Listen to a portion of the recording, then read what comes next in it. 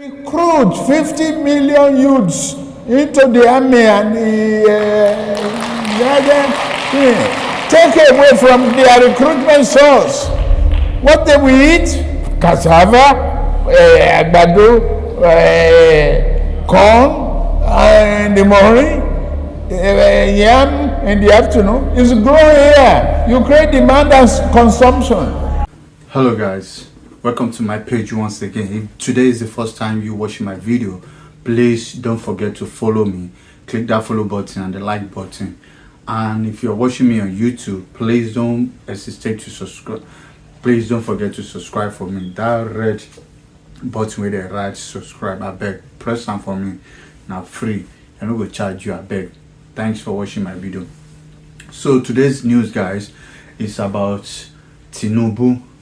The documentary we then do about Tinubu, about how we take get money, you know. So I'm gonna show you guys the documentary right now from beginning to end. I know say the video long go. I beg, watch the video. If you watch the video, you know the kind of person we won't vote for.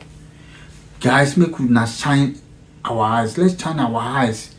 This man don't hold. This man get health issue. This man, you know, get strength. This man, he no get anything for head again. This man, his brain don't dey failed. This man, he no get any investment. See, if you not gonna make another mistake, another 8 years suffering they come.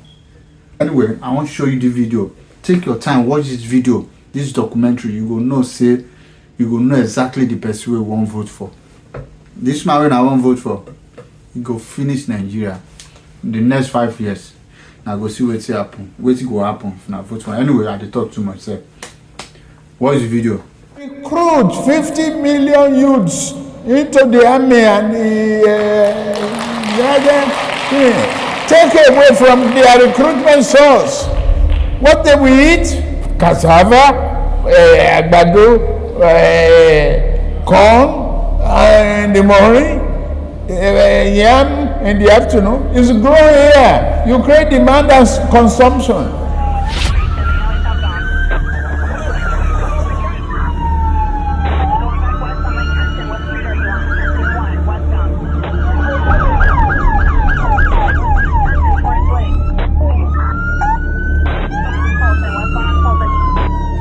On October 11, 1990, federal agents from the U.S. Drug Enforcement Administration knocked on the front door of 460 Taft Place in the city of Gary, Indiana.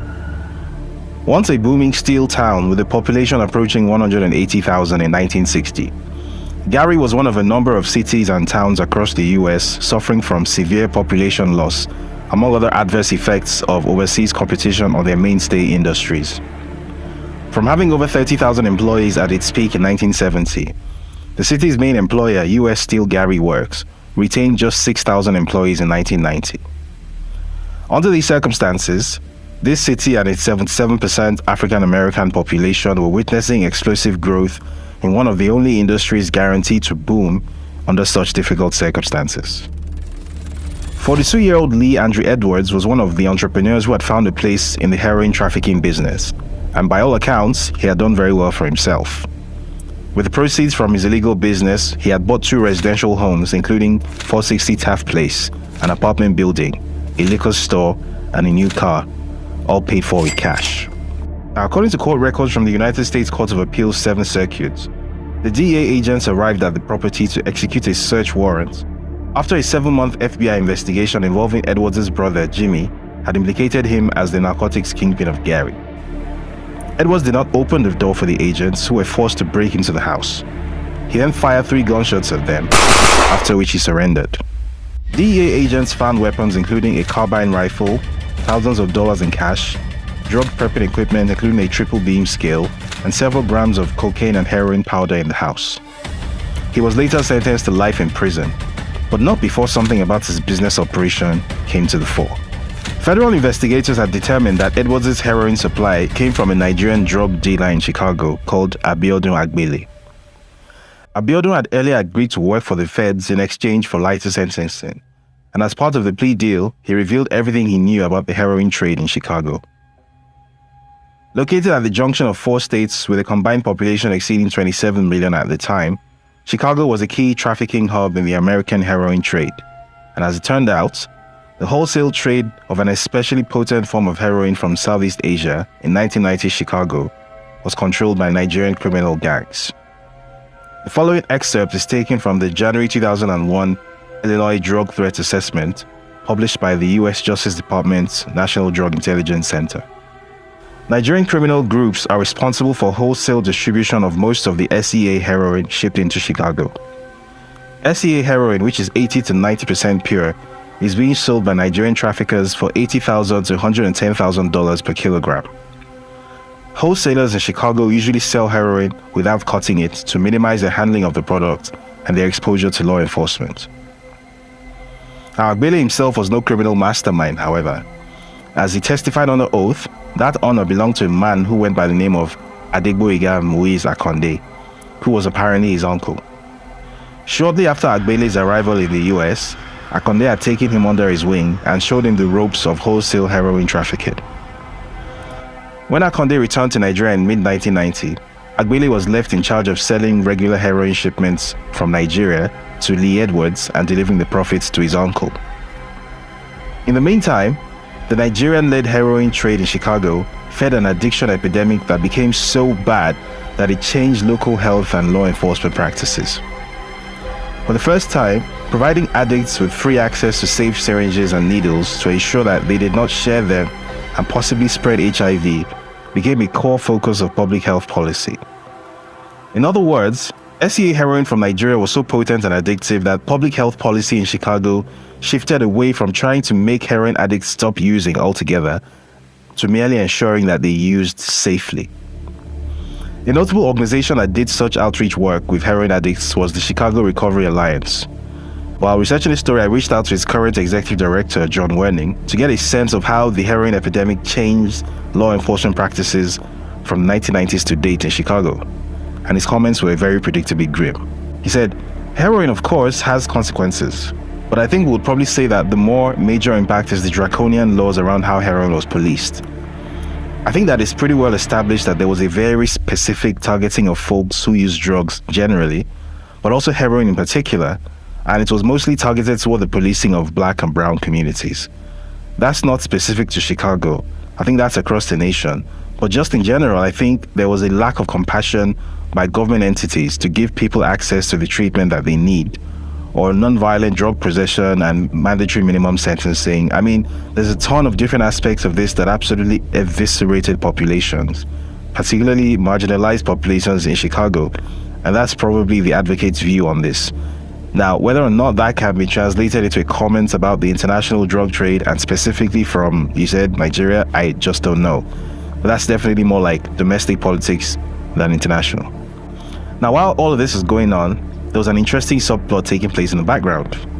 An accountant living in the Chicago area who worked for Mobil Oil Nigeria with a declared monthly income of $2,400 had just deposited over $1.4 million in the bank.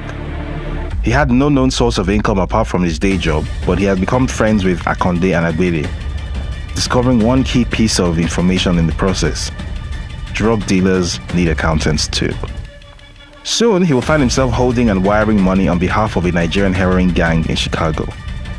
Fast forward a little bit to January 1992, and he will find himself the subject of a US federal investigation.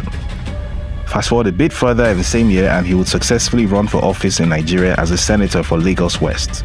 Then another politician, also said to have ties to international drug trafficking, would successfully run for president in Nigeria on a controversial all-Muslim ticket in 1993. The election will be annulled, the politician will be jailed, and ultimately another Nigerian military coup will take place in 1994. This accountant will find himself exiled and working with the National Democratic Coalition, NADECO, to unseat a kleptocrat military dictator.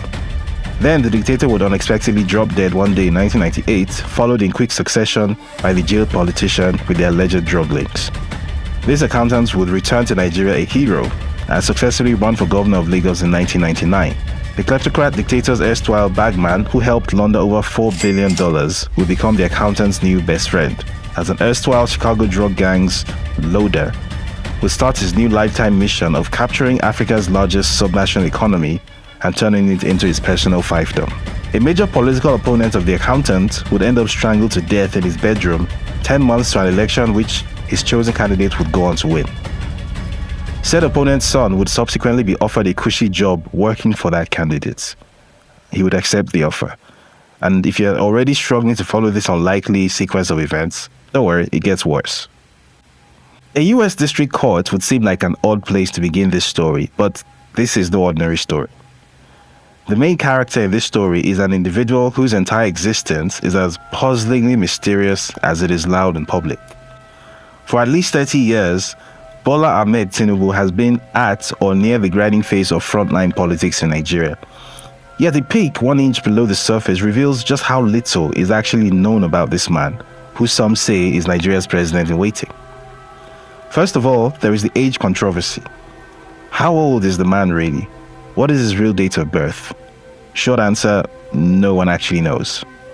Like many Nigerians born into the less than auspicious circumstances that characterize his childhood in Iragbiji in Osun State, southwestern Nigeria, he himself may not even know. Similar controversy exists around what his actual name is. A popular theory is that Bola Ahmed Tinubu is an identity that he transitioned into at some point after moving to Lagos to live with his surrogate mother, Alhaja Abibatu Mogaji. The only thing every version of his life story has in common is that for the first 2 decades or so, he was apparently invisible and unmemorable. There are no childhood friends, there are no classmates, there are no neighbors, there are no colleagues that remember him. Sometime in the mid-1970s, however, he somehow materialized at the international airport in Lagos, holding a passport with a US visa and a one-way ticket to Chicago in hand. From his arrival in Chicago in 1975, his story then becomes easier to track and verify. So what do we know about this guy? We know that he spent 2 years gaining an associate degree at Richard J. Daley College in Chicago. From there, he proceeded on to Chicago State University, where he studied accounting, completing his bachelor's degree in 1979. Subsequently, his story appeared straightforward and prosaic. He got a job as an accountant at Mobil Oil Nigeria Limited in Fairfax, Virginia, got married to Oluremi, went on to have 3 kids with her, after 3 fruitful indiscretions, shall we say. In a 2016 interview with The News, Tinubu claimed that his break into the financial big time came at the Big Four consultancy firm Deloitte, where he supposedly received an $850,000 bonus as a result of his work on a single on-site engagement at the Saudi state-owned oil firm Saudi Aramco. Now, for anyone with even a passing knowledge of corporate consultancy pay, the categorical dishonesty in this claim needs no explanation. For everyone else, here is a current breakdown of the maximum possible amount that a partner, which is the highest attainable position, can realistically expect to earn at Deloitte USA. Bear in mind that the time period in question was sometime in the mid-1980s, so $850,000 adjusted for the roughly 2.74% annual inflation rate over the intervening 37 years comes to about $2.3 million in today's money. And even more incredibly, Tinubu claimed that he was awarded such a bonus and he was essentially less than 5 years into his career as an accountant, never mind making partner. Now, while the interview in question contains several other giant fibs, this particular one stands out because it is the first time in the Tinubu story where he himself acknowledges and tries to explain the fact that he once had a lot more money than a simple accountant working a 9-to-5 consultancy job could reasonably account for at that point in his career. And you should keep that in mind because this becomes more important later on in this story. Now, in any case, one doesn't need an economic study or a Glassdoor salary survey to establish that Tinubu was blatantly lying about where the supposed $1.8 million sitting in his account came from. A document whose existence has long been teased and rumored but never quite properly dissected in public domain tells us all that we need to know. This document, which was obtained from the U.S. District Court of the Northern District of Illinois Eastern Division, contains damning information that Tinubu himself has spent past 30 years trying to suppress, undermine, and ignore. This document contains comprehensive case files of a federal case from July 1993, containing clear and incontrovertible evidence that Bola Ahmed Tinubu was once, in fact, a bad man, handling and laundering proceeds of heroin trafficking for a Nigerian drug ring in Chicago. Now, this is not the first time that the contents of this document have been reported, but other stories that have tried to report this story have typically not gone into the detail needed to drive home the point that the man who would be Nigeria's next president is in fact a drug criminal. Tinubu's vast army of media shills and spokespeople have spun an endless web of narratives explaining why what is written in black and white is all some kind of mistake or mischaracterization or fake news. And one of the most common defenses is what you can see on your screen right now. Taking advantage of a Nigerian knowledge gap that typically misunderstands how US federal investigations work, this kind of narrative has been floating around the Nigerian media space ever since Tinubu became Lagos State Governor in 1999. Now, explaining the efficiency of indictments in the US, H. Michael Steinberg, founder of the Steinberg Colorado criminal defense law firm, says, "What are the chances for a not guilty verdict if a federally charged criminal defendant takes the case to trial? Statistically, not very good. Currently, federal prosecutors tout above a 95% conviction rate. This is primarily due to the fact that most cases never make it to trial. Most defendants end up taking a plea bargain rather than risk a potentially much greater prison sentence which could be dealt them if they actually went to trial and lost." Now, what this means in other words is that America's feds are very good at their jobs, and the likelihood of a defendant in a federal case not being convicted is roughly 5%. Basically, not very good chances. So, could Tinubu perhaps have been part of that 5%? And if not, then what happened exactly that prevented a conviction? Among the dozens of documents in the case files, there's a sworn statement by IRS Special Agent Kevin Moss, who personally investigated Bola Tinubu's financial activities in the lead-up to Lee Edwards' arrest. Here, we reunite with our old friends Abiodun Agbele and Adegboyega Moise Akonde as we pick our way through our hero's forbidden past. Now, in the interest of keeping this brief, here's a Cliff Notes version. The U.S. Attorney for the Northern District of Illinois, Michael Shepard, files a complaint for forfeiture of funds in bank accounts held by Tinubu as they hold proceeds of a heroin distribution organization headed by Adegboyega Moise Akonde. Tinubu's funds represent, and I quote, "the proceeds of this operation or property involved in money laundering and the proceeds of narcotics trafficking." Shepard requests that the court adjudge and decree that the funds should be forfeited to the United States. Special Agent Moss has analyzed financial documents including bank statements, money orders, cashier's checks, tax returns, and, I quote, "wire transfers of huge amounts of cash generated by individuals who are believed to be members of this heroin distribution organization." And he reaches a professional conclusion that the accounts controlled by Tinubu, and I quote, "were involved in financial transactions representing proceeds of drug trafficking." The investigation, which began in 1988, has identified Adegboyega Moise Akonde and his nephew Abiodun Agbele as key figures in the trade and distribution of heroin. The investigation identifies a third individual working with the duo to launder their money as a certain Bola Tinubu.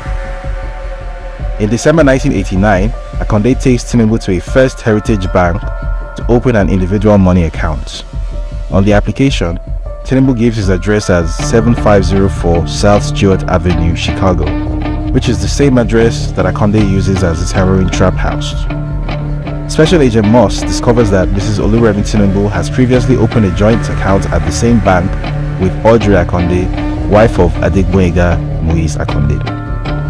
On January 4, 1990, just 5 days after opening the account, Tinubu deposits $80,000 into it. On a subsequent credit application dated January 6, 1990, Tinubu states that he is an employee of Mobil Oil Nigeria Limited with a total monthly salary of $2,400 and no other sources of income. He gives his address as 7504 South Stewart and lists Akonde as his cousin. Despite earning just $2,400 a month with no other known source of income, bank records from First Heritage Bank show that over the course of 1990 alone, Bola Tinubu goes on to deposit $661,000 into his individual money market account, followed by a further $1,216,500 in 1991. And if you're paying attention, that is roughly equal to the $1.8 million he would later claim he made from Deloitte bonuses and salary deposits. Now, when Special Agent Moss interviews Mobil Oil reps about Tinubu's employment, they confirm that Tinubu works at Mobil Oil Nigeria as a treasurer in a capacity that does not involve transfer or custody of large amounts of money.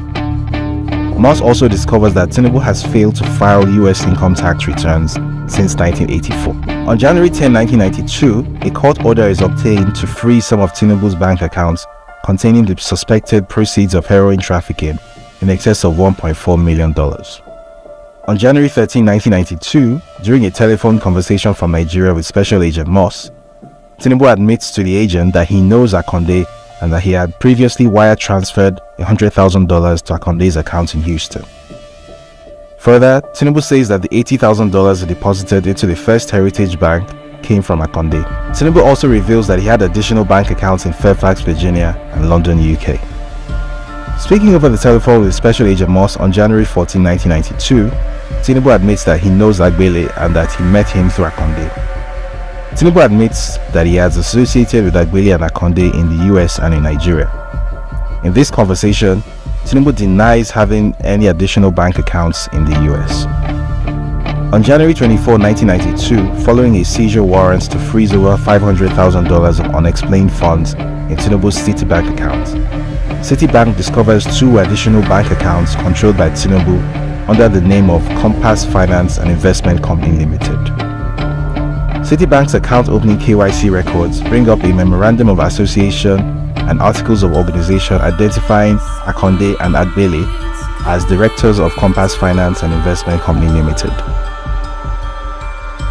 Between January 30 and January 31, 1992, Tinubu suddenly does an about-face and tells US agents that he has never had any business association or financial relationship with Agbele or Akonde.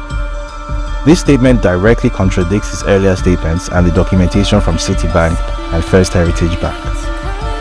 Special Agent Moss concludes in his submission that based upon this evidence, there is probable cause to believe that a number of Tinubu's accounts are involved in narcotics transactions. The court agrees and orders the forfeiture on August 18, 1993.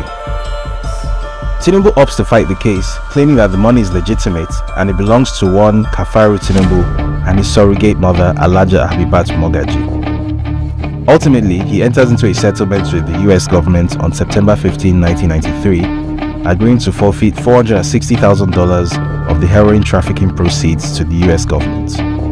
The balance of roughly $1 million is released to him. Now, why did the US authorities adopt this approach instead of going the whole hog and insisting on litigation so as to obtain the full amount? The US Justice Department's guidelines for asset settlements to cases provides the answer to this in plain English. Settlements to forfeit property are encouraged to conserve the resources of both the United States and claimants in situations where justice will be served. In any case, the ascent of General Abacha and his rabid anti-American posturing very quickly led to a shift in US government priorities. Anyone who was on board with Nadeco and promoting democracy in the face of Abacha's fascism suddenly became an ally, even if just a few years before they had contributed to a heroin epidemic on the streets of Chicago. As anyone with some knowledge of the CIA Contra crack cocaine affair would know, even Uncle Sam can turn a blind eye to drug dealers when they are working in his interests. Also remember, it was the 1990s. The 90s were a crazy time. At the time when Tinubu informed the US authorities that he was a lowly treasurer at Mobile, Nigeria on $2,400 a month, after having apparently been the world's most generously rewarded junior Deloitte accountant, he was doing some decidedly non-lowly things in the background. Now, while working on this story, a bit of research across US land registries threw up a few pearlers like this one from the Land Records Department at Prince George's County in Maryland.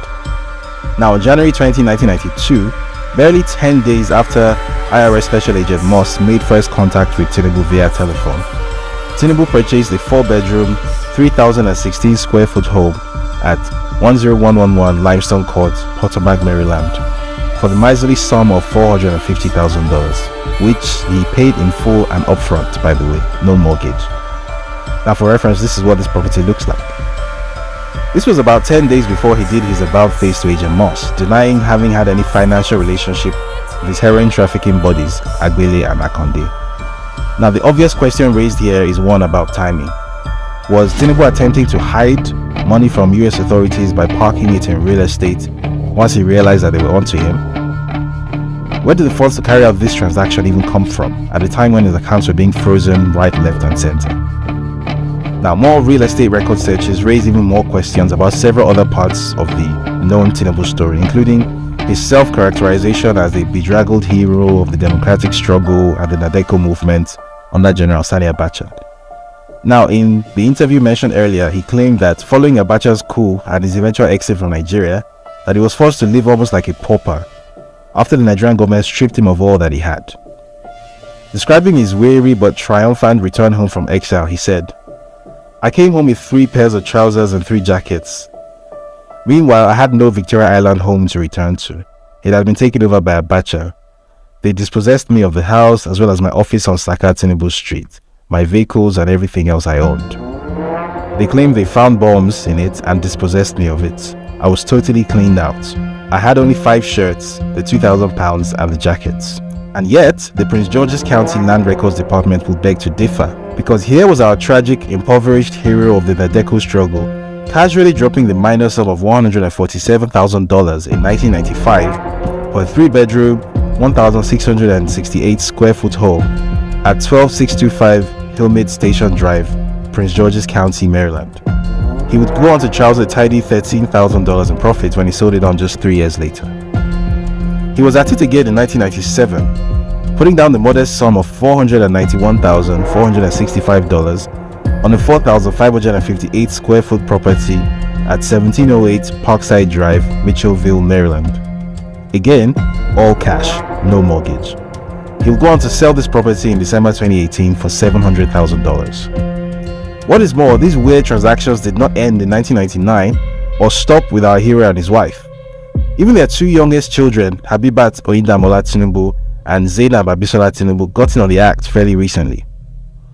Aged 32 and 30 respectively, 2 of the 3 youngest members of Bola Tinubu's family have managed to escape scrutiny, mostly because the Freedom of Information Act in Nigeria is still much more aspiration than fact. Not so in America, where a plethora of services can pull up all kinds of records including birthdays, criminal convictions, and real estate transactions. Especially real estate transactions, such as the ones where a 25-year-old with no known employment or source of income was able to pay $2,150,000 in 2014 for a deluxe condo at 55 Berry Street, Brooklyn, New York. Full and upfront cash payment again, no mortgage. Or real estate transactions where the 25-year-old's 22-year-old sister, who was fresh out of music school with no known source of income, was able to pay $2,400,000 in cash to buy a deluxe apartment at 255 Hudson Street, New York, using the 1-inch thick fig leaf that was a company that she herself owned. It appears that Bola Tinubu's good fortune could be genetically transmitted. I mean, what are the odds that the only junior accountant in the world to earn an $850,000 bonus on a single engagement will turn out to have children who can buy luxury real estate in New York for millions of dollars while being unemployed with no known source of income? Not great chances, but here we are. Now, in the course of researching this story, a name that kept coming up repeatedly as a comparison to Nigeria's Teflon Ashiwaju was a certain Moshood Kashimawo Olawale Abiola, MK Abiola. Now, when the Daily Beast took a stab at this story a few years ago, a tantalizing hint was mentioned in passing about an unimaginable parallel between 1993 and 2023. I reached out to everyone I could think of with some knowledge of the affair. Most declined to speak, citing some unspoken concerns. Only Professor Gary K. Bush, a notable African political risk analyst and one-time professor of African Studies at the University of Hawaii, agreed to say his piece. His lengthy comment went as follows. The Nigerian military on the council were adamant that the Babangida government should never allow Abiola to run for office, and told President Babangida so during the aborted runoff primaries before the election. The basis for their concern about Abiola was the information and documentation being circulated in Washington, London and Lagos of Abiola's alleged ties to the drugs business. The US in particular had expressed its strong opposition to IBB about the candidacy of Abiola as president, not because of his politics or allegations of corruption, but rather for the evidence they felt was correct about Abiola's alleged drugs connections. This issue was raised in the military council on 3 occasions and Babangida was warned. He refused to take a decision until it was almost too late. US Ambassador Lannon Walker and the British consul visited IBB and warned him about Abiola, but Babangida differed, which made the impact worse as the polling had begun. When he finally decided to intervene and stop the election, he precipitated the crisis of June 12. His friends in the military supported him but felt let down by IBB's lack of decisiveness. While there was consternation in Nigeria about the ouster of Abiola, the major international partners of Nigeria were not upset or concerned because they knew what the reasons were for the development. So was the 1993 election annulled because of MK Abiola's alleged drug ties? Bola Tinubu, for one, would certainly hope not. Not only does he have very real and proven ties to the drug trade, in addition to explicitly positioning himself as the assumed successor to MKO as the political leader of Nigeria's Yoruba ethnic group, but he has also picked a fellow Muslim as a running mate ahead of next year's election. The only other electoral frontrunner in Nigeria's history to do that was, no prizes for guessing, that guy. Still, if anyone can manage to avoid having this particular bolt of lightning strike twice, it could well be Bola Ahmed Tinubu, the luckiest politician in Africa. I mean, when he needed money to launch a political career in the 90s, he apparently had $1.8 million saved up from bonuses and salary payments as a junior accountant at Deloitte, which obviously was very handy. When his chosen successor as Lagos State Governor faced a near-certain electoral defeat in 2007, the more popular frontrunner coincidentally turned up dead inside his bedroom in Dolphin Estate, Ikoyi, one of the safest neighborhoods in Nigeria. He had been strangled to death. Naturally, the chosen successor then won the election, which was a happy coincidence. When he backed a candidate against the incumbent president in 2015, his good friend Gilbert Chaguri, the former kleptomaniac dictator's bagman, happened to have an excellent relationship with US Secretary of State Hillary Clinton. And she just happened to ignore recommendations from the State Department and US intelligence services to proscribe Boko Haram as a foreign terrorist organization, which effectively allowed it to gain critical mass and make the then government of the day even more popular. Naturally, his candidate duly won the election. Very lucky guy.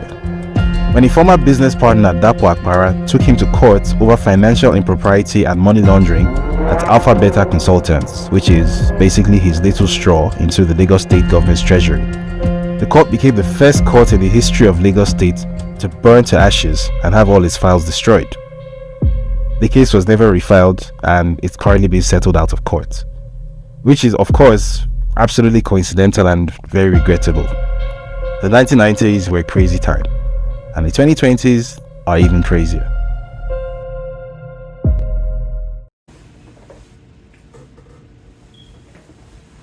Guys, you don't see him. Shine your eyes. 8 years suffering. If they do press up, you won't see, say, if you vote the wrong person, so that press up go finish him by that time. We can't finish you now. But before then, use your brain before they use them for you. Use your sense before they use them for you. Thank you guys for watching my video. If you know say I offend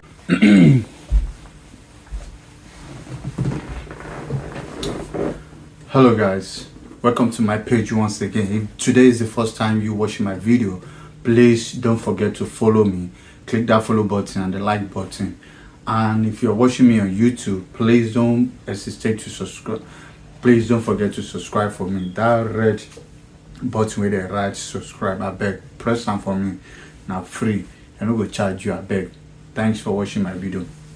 So today's news, guys, is about Tinubu. So the video, the documentary we then do about Tinubu, about how we take get money, so I'm gonna show you guys the documentary right now from beginning to end. I don't say the video long go. I beg, watch the video. If you watch the video, you know the kind of person we won't vote for. Guys, make we not shine our eyes. Let's shine our eyes. This man don't hold. This man get health issue. This man, get strength. This man, get anything for head again. This man, his brain don't dey failed. This man, get any investment.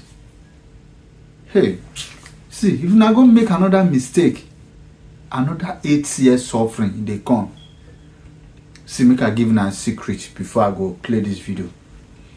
You see, Tinubu, he go be like Yaradua and what's it called, Jonathan. And I know say Yaradua, the minimum years where Yaradua spend, Nigeria good, he reduce fuel price, he reduce them. You know, everything they go smooth, light, we dey enjoy everything. But as Yaradua, bam like this, we good luck enter, price go up, bam. I remember Obasanjo left fuel. He left fuel for 70.